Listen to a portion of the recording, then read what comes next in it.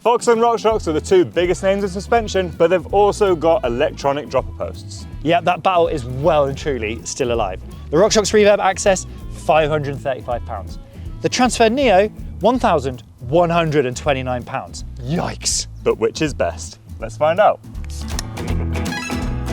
So Fox's Transfer Neo is the wireless version of their transfer dropper post, and there is a brand new version of the Reverb AXS with a movement of the battery from the head to the collar of the dropper.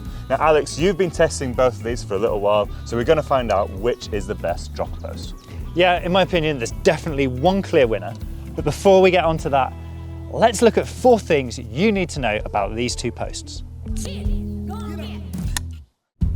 Number 1, travel options. RockShox's Reverb is available in 100 to 225mm travels in 25mm increments. Fox, on the other hand, is available in 100 to 200mm of travel in 25mm increments. Number 2, diameters. Both posts are available in 30.9, 31.6 and 34.9 diameters. Number 3, electronics.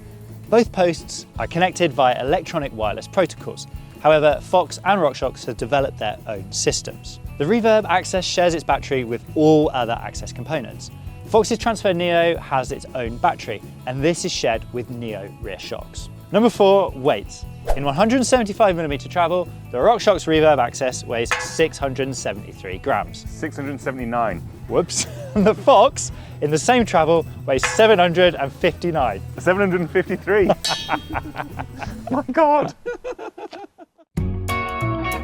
All right, then let's get into the meat of the review, the comparison between these two dropper posts. Now, the first thing you have to do when you get a new dropper post is fit it to your bike, and there are some interesting things you need to know about the dropper post before you fit in them. Yeah, so number 1 is stack, number 2, insertion depth, number 3, overall length, and number 4, I can't remember. Travel. Travel. Okay, so what do each of these numbers mean and why does it matter? Yeah, they're super important, those figures. So let's go through it. You've got the stack height, you've got the insertion depth, you've got the travel, and you've got the overall length. Each of these things will dictate whether the post can fit in your bike and whether it's right for your body. If you want to see what those numbers are for both of the posts, there's going to be a table on screen, so hit pause now. Okay, Alex, so tell us about these numbers and what they mean in context of this comparison. So the Fox has got a slightly longer insertion depth than the RockShox. That means your bike's seat tube is going to need to be longer and straighter in order for you to get the post lower. For the travel, the Fox has a lower stack height. That means that when the seat post is fully inserted into your frame and the post is all the way down, it's going to be lower than the RockShox when they're at the same height, fully extended. The reality is there's only 20mm difference between the two of them. So whether you're actually likely to notice them if you can get both seat posts as far down in that frame as you can, I'm not sure if it's going to be hugely influential. Oh, one more thing, with both of these posts, if you like your seat really slammed when you're riding, you're probably going to want to look elsewhere. Maybe the one-up V3 is going to be a better bet because these got quite chunky stack heights. Let's talk about installation, because one of the beautiful things about a wireless dropper post is that they're really easy to fit. Yeah, no cables, no faff. Absolute dream. And that's what we like. These two, I mean, they're like for like. There are no cables on either of them. The only thing, and it's a bit of a tiny little gripe, is on the Fox lever, there's one bolt to do the side-to-side adjustment and to tighten the clamp onto the bars. This makes it a bit fiddly to do both at the same time to get it into your preferred position. The RockShox one, however, still only has one bolt, but it's a bit stiffer and a bit easier to attach to the bike. Okay, so I know that this has gone to a standard 2-bolt head on the Reverb. Previously, it was a Torx 25 side-loading bolt and an angle adjust one. Pretty good, but talk to me about adding saddles to the top of these posts. Yeah, I mean, both traditional clamps now, so you follow your usual procedure. Interestingly, on the RockShox one, I didn't have to remove both bolts in order to get the saddle on. I could unscrew one of the bolts entirely, slide the lower clamp out, put the saddle in, put the clamp back. The Fox one, it wasn't possible. I had to remove both bolts. Now, the reason why this is important is if you don't like adjusting your seat angle, if you're quite picky about your seat angle, then it's good to not have to fully reset it each time you put a saddle on. Right, it's on your bike, you've got it on your handlebars, and you're pressing your buttons. Let's talk about lever feel. The pod controller, the newest one, the rocker paddle, personally not a fan. I like the original Reverb AXS paddle. There's simply a hinged lever. I think that thing was brilliant. It was big, it was in the right place, perfect. The Fox one, it closely mimics a load of other shifters and levers out there. It feels really close to Shimano's gear levers just on the other side. Now that is a really good thing because the ergonomics on those are sorted and that lever feels excellent. Out of these two, I personally prefer the Fox. Okay then, so lever feel, Fox wins. But what about bum feel? What happens when you sit on the saddle? Yeah, I'll be honest with you, again, there's very little between these two posts. You push that lever, they both come up at the same speed, the same time, repeatably, reliably, the whole shebang.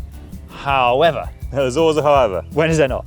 The RockShox has got this new technology called Active Ride.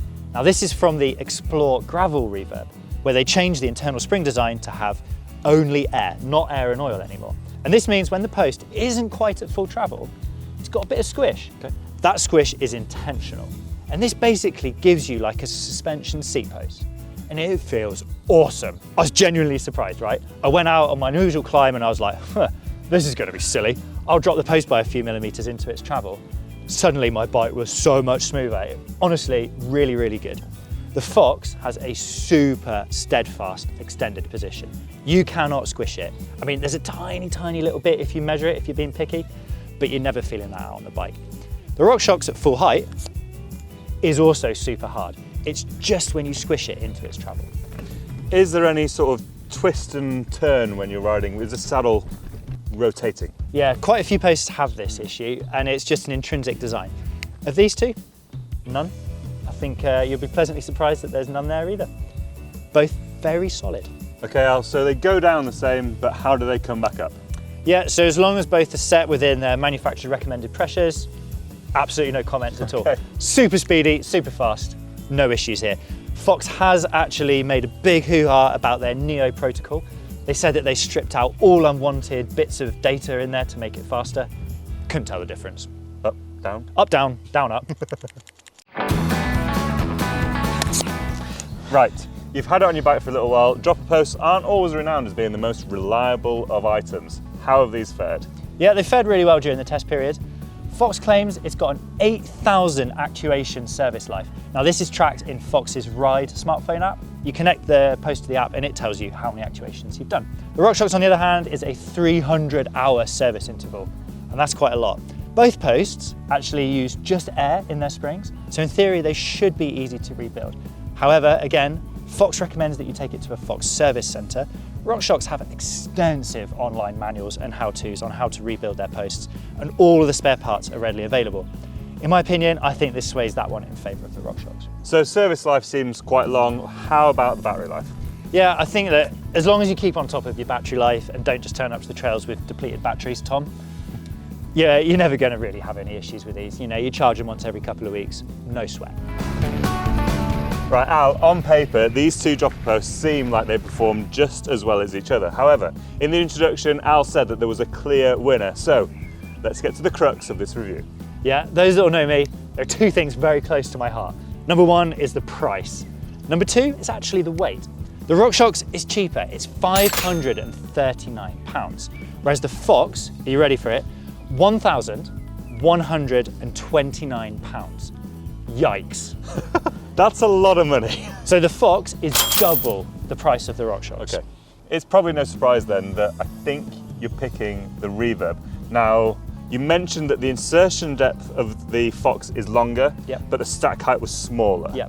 Yeah, it's only 20 millimeters difference overall when you take in both those measurements. And I don't think you're going to notice the slightly bigger stack height from the RockShox over the Fox. Certainly not for 500 odd quid. Absolutely not, no. And when you factor in the fact that this is actually lighter, hard to argue against the RockShox. Okay, so I think we have a winner. Of the two dropper posts, the Fox Transfer Neo performs really well. Smooth up and down, fits in many bikes, does everything you need it to.